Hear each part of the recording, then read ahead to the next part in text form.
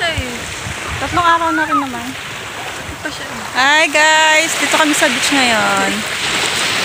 Ano na eh? 7:30 na ata? O 7:45 na. Medyo magandang weather ngayon dito. Medyo makulimlim. Medyo makulimlim. Ang diretso eh. Ate, ano mo? Punta sa ano? Oh!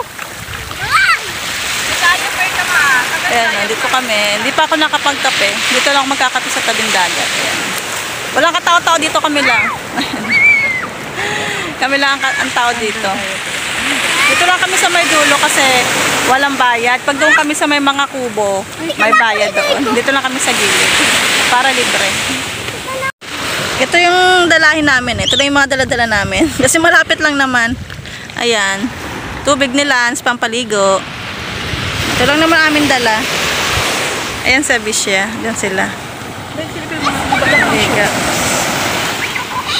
Vitamin C.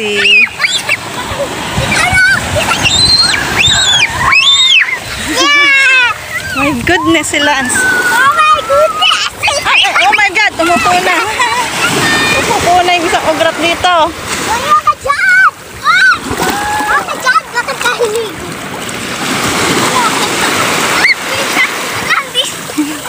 Yan. Mama ka na.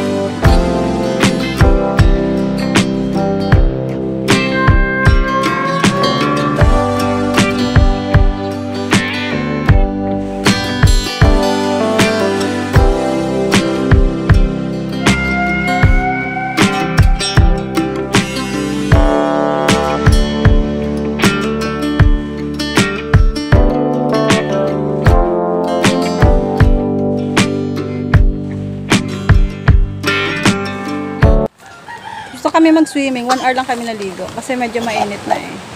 Nihintay na lang namin yung service namin na pedicab. Dito muna kami sa kubo. Ayun, andun pa sila Abby eh. Ano, banlawan mo lang. May banlaw pa dun eh. Andun pa sila Abby. Ayan na. Kaya ba doon natin? Andyan. Away. Ay my God. Ayan. Pag ayaw pa, 5 minutes na lang. Ayan pa sila. Kami dito na kami sa cottage. Dito ka, bebe. Ba't talaga naman? Ito kami ni Lance. Wait kami dito.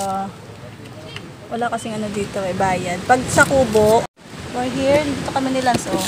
Ito si Lance, oh. Ito si Lance. Ito muna kami sa may kubo. Hintayin namin yung mga bata matapos. Tsaka yung ano namin, sundo. Pag nag-tent kasi kami, pag nagkubo kasi kami may bayad. Kaya dito lang kami sa mga tabi-tabi. Libre. 1 hour kami nag-swimming. Nagwiwi agad oh. Nagutom pa agad si Lance oh. Buti may tinapay akong dala. Nagutom agad siya. Sa bahay na yung maliit ko dyan. Alas 7. Alas 7 na. Yaman na. Hindi ako na lang maglaro din. Kunin ko naman gamit natin kasi gano'n din ako maglaro. Oo nga. Importante si Lance. Wow. Kami. Kunin ko gamit ah. Open na rin yung 1 hour. At least nakapag-ano kami ng vitamin C. Kasi kung sa Manila, layo ng dagat doon. Eh dito ang lapit lang, libre pa.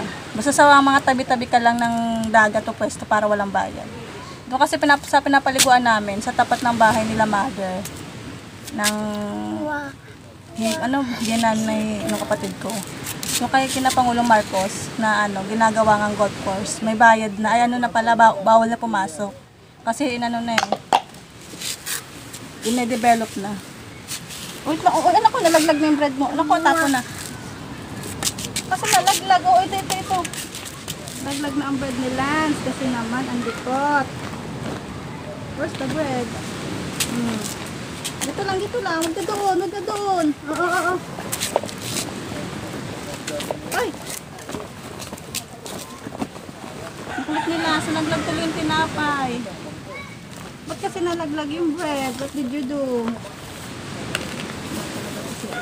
Oo. Ano tinapon? Nilaglag nga. Ayaw niya na. Ayaw na. Bait mo ha. Water. Dandan. Bait mo ha. So ate mo wala pang balak. Maliligo muna kami ng mga bata. Okay na.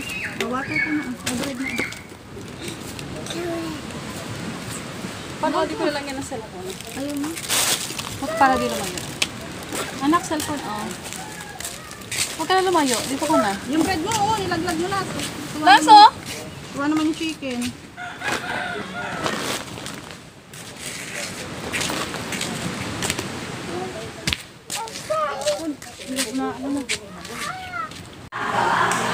Doon na kami sa bahay, tapos na kayo mag-swimming. 1 hour lang kami nag-swimming. Sinundo kami is 9:10 kami sinundo doon sa sa dagat. Yan, sabi siya. Naligo lang kami para makaano ba ng vitamin C ng dagat. Kasi noon sa Cavite kami, sobrang birang-bira kayo maligo sa dagat kasi nga napakalayo ng mga beach doon sa Cavite. So dito malapit, kaya kahit anong oras pwede kami maligo kasi malapit lang naman. 5 minutes lang or 10 minutes, andun ka lang sa dagat, malapit lang.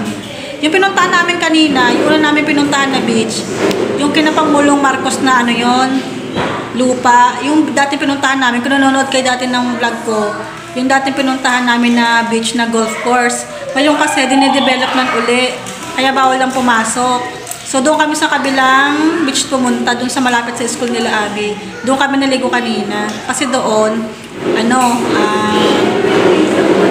kasi yun eh, talaga siya, paliguan talaga siya. Yung kasing kina Pangulong Marcos, private siya. Kumbaga, golf course kasi siya eh. Dine-develop, so bawal na pasukin. Kahit makataga dito, bawal na. Doon kami naligo sa kabilang beach. May bayad doon eh, yung cottage nila, 500 yung cottage. Pero naligo kami sa tabi-tabi lang para walang bayad. Ito sa Ate Arky. Hi. Ligo kami. So ito, nagkakape-kape kasi kanina, nung nagkape ako sa dagat, hindi ako masyadong na-satisfied kasi mabilis lang yung kape ko. Kape-kape lang, almusal. Alas 10 na nga, 10:40 na eh. Almusal pa lang kami. Mamaya mag-ihaw kami ng yempo, ulam namin. Sa mga bata, hotdog,